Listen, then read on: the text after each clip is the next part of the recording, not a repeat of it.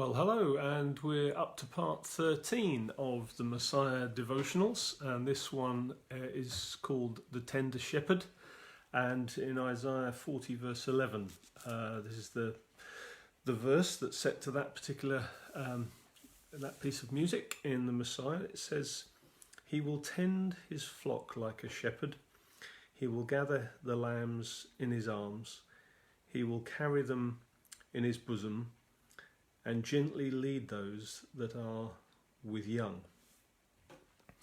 One of the questions that perhaps every person on the planet asks at some point in their life, when they might ask, is there a God? And come up with all different sorts of answers to that question. But the second half of the question is, well, if there's a God, what is he like? How does he think, feel, behave, act? Not just is he there, but what is he like? And I think this verse just gives us a stunningly beautiful description of not only the fact that God is, but what he's like. And just notice some of the verbs, the adjectives. He tends his flock. He gathers lambs in his arms. He carries them next to his chest, and he gently leads those that are with young. These are very fatherly, kind, thoughtful, loving actions. These are not the actions of someone who is somehow has a rough, harsh edge to them. These are not the actions of someone who's careless, thoughtless, a little irritated. This is the picture of a beautiful shepherd who tends to his flock. There's a corporate nature there, just to say that Jesus tends to each local church. He loves his local church. He loves us as individuals. He tends us as individuals. But the local church, and particularly at the moment with the coronavirus where we can't gather, there's nevertheless still this beautiful, loving tending of the flock that God does corporately. And even families of churches, networks of churches, going through all sorts of challenges at the moment and feeling the sort of strain of trying to know how to lead well through the coronavirus thing that's affecting us all in lots of different ways. This little line is a beautiful thing. He tends his flock. There's a collective awareness of the whole flock that Jesus has over his church at the moment, and that should make us feel very secure, cared for, providentially looked over. He will gather the lambs in his arms, carry them next to his chest. There's just words there about carrying, being carried, gathered. These are the actions of someone who's protecting something very valuable to him, protecting something he loves dearly, cherishes. It's not careless and thinking, oh, well, there's a few gone off somewhere, it doesn't really matter, I've still got loads of others. No, this is a beautiful picture of a shepherd that dearly loves and knows by name and cares passionately for every single one of his sheep. And then he gently leads. I think probably we all feel at the moment, or certainly I do, with some responsibilities for leadership, as I have in leading a family of churches and being a local church leader as well, with a team working together, that we often don't know what to do at such times as this. No one on the planet knows the future coming out of coronavirus. No one knows answers. No one can lead out of this humanly, but Jesus can. And I think it's a beautiful picture that he's a shepherd who takes his people through even darkest valleys. The Lord's my shepherd, the famous Psalm 23, which most people know. So again, why is it that psalm strikes a chord with so many people? It's because it describes the way God treats us, what he's like. He's like a shepherd And that's a beautiful reassurance. And I do just want to say for any leaders that are watching that actually, if you have any leadership responsibility to care for God's people, then just as our shepherd Jesus cares for us and behaves towards us in the same way, in a certain way, we should mimic him. We're his ambassadors.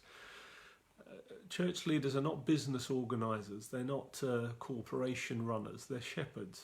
They're people who are actually thinking about the sheep. How do I help this sheep get its nourishment and become all that it can be? You know, how do I help protect this sheep, lead this sheep well?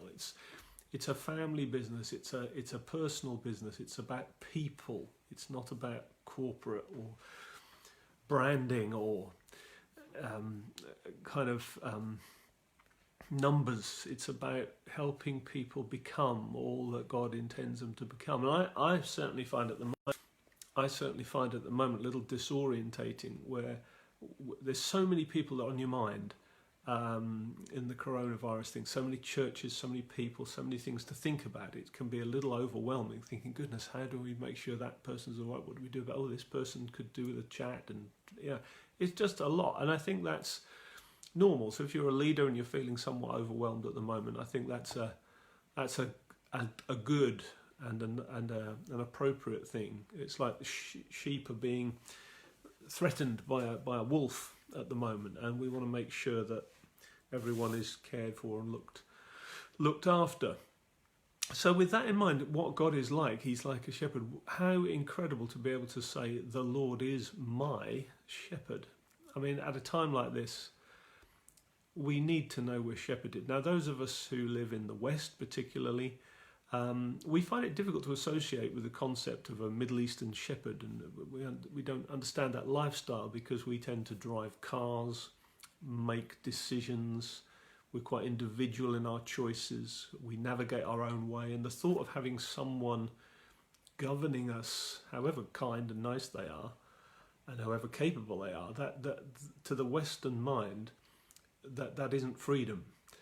We tend to associate freedom and fulfillment as being as independent as possible and not actually needing anyone, being able to make our own choices, make our own way, have our own opinions, be autonomous. That's a high value in the Western world, but that's not how we should view life from a biblical point of view. Actually, the Bible paints a picture that all people are like sheep, and every sheep needs a shepherd.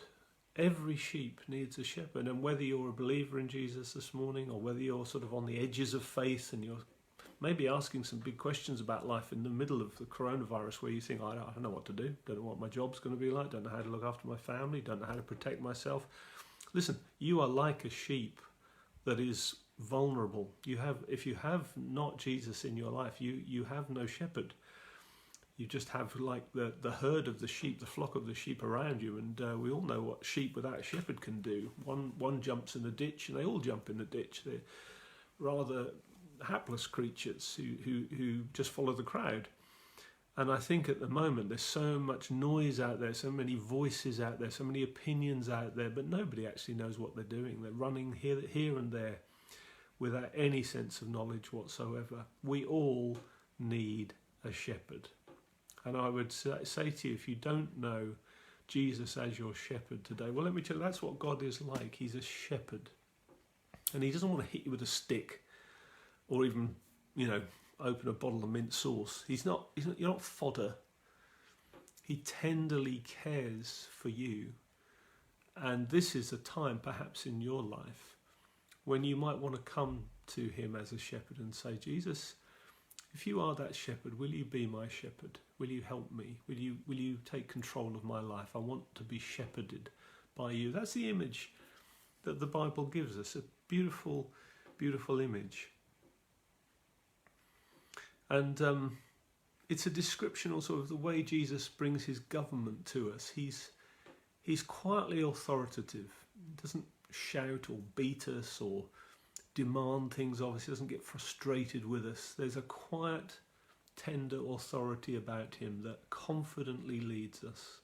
And even when we get it wrong, we feel a bit disappointed with ourselves. I mean, I think we can possibly, even at this time we're in, maybe you feel a bit disappointed with yourself because you're perhaps a little bit more frantic internally than you might be. You don't feel you're being very productive. Feel you're not quite being the kind of person you wish you were at such a time. And we're all in a little bit of a shock, I suppose, to varying degrees. Jesus understands that, and he brings his tender, reinforcing, settling government into our hearts. And he says, "Yeah, I'm the shepherd. Let me take the strain." And that's a beautiful thing. Just to use a quote actually from John Newton, because this is where the sort of Messiah devotionals have come from, and a big shout out to Mike and to Julie, who've been helping produce these a bit for me. And they're on, not only are they on Facebook Live, but then they're on Lowestoft Community Church YouTube channel, and then they're on the Relational Mission YouTube channel. And I think Julie has managed to find John Newton's sermons free online, so you can actually read the whole sermons that he did through Handel's Messiah. And obviously you can listen to the Messiah, and I'm encouraging people, when we do each section, find that piece of music that correlates to that, and perhaps just do the devotion and then listen to that piece of music, because it can be a great combination. So John Newton, writing about this verse, said, if I can find it, "A sheep has neither strength to fight with the wolf, nor speed to escape from him, nor has it the foresight of the ant to provide its own sustenance. Such is our character and our situation, unable to take care of ourselves, prone to wander from our resting place, exposed to enemies which we can neither withstand nor avoid, without resource in ourselves, and taught by daily experience the insufficiency of everything around us. Yet if this shepherd be our shepherd, weak and helpless as we are, we may be of good courage. If we can say with David, 'The Lord is my shepherd,' we may make the same inferences which he did. 'Therefore I shall not be in want, therefore I need not fear.'" What an incredible, I wish I could write stuff as good as that.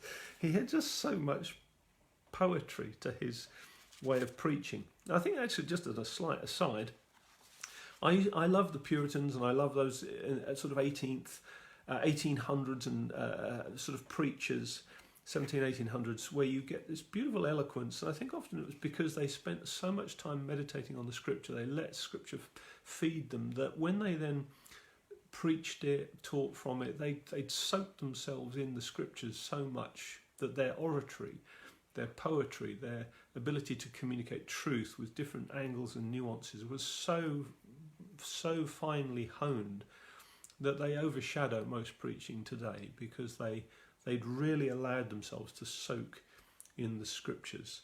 Then just also to say, at this time of coronavirus, we do need to feel that we need protection, don't we? We're concerned about welfare, health, protection. And just to quote Newton again, if I may, "He guards them. It is written concerning him, he shall stand and feed in the strength of the Lord, in the majesty of the name of the Lord his God." That's in Micah 5 verse 4. "If we conceive of a flock of sheep feeding in the midst of wolves, who are restrained from breaking in upon them, not by any visible enclosure, but merely by the power of the shepherd's eye, which keeps them in awe and at a distance, it will give us some idea of the situation of his people. He provides them food in the midst of many and mighty enemies." What a wonderful thing for all of us who know Jesus at the moment, to think, even though we are surrounded by enemies, or this big enemy, this coronavirus, and it feels like a ravenous wolf, it feels like we are a flock at the mercy of a wolf, there is a shepherd whose eye will look at the wolf, and with quiet authority, that wolf is in fear and trepidation. Now, it doesn't mean we won't, there aren't many of us looking at this who won't be touched and affected by this virus, but we can know in the midst of that, whatever happens, actually, the Lord's my shepherd, he's in control. I don't need to be afraid. I really don't need to be afraid. So to know the shepherd's voice, to know his heart for you and me, to know that we don't need to fear his impatience or his exhaustion with us, to know he understands our frailty and is sympathetic with our weaknesses and foibles. That's a beautiful thing, and I just want to end by saying, look, if you don't know Jesus today, well, today is the day of salvation. Why not today say to him, Jesus, will you be my shepherd? I need a shepherd. I need someone to get me through life. I recognise that now, and I ask you to be my shepherd. I submit my life to you. Receive the wonderful work you did for me on the cross. Surrender my will, confess my sins, ask you to forgive me, draw me near. I've been like a sheep who's wandered off. I've gone to my own way, but I want to return to you, the shepherd of my soul today. I pray that will be true for numbers of you watching, and for others who see this in future days. What a shepherd we have. Amen. See you next time.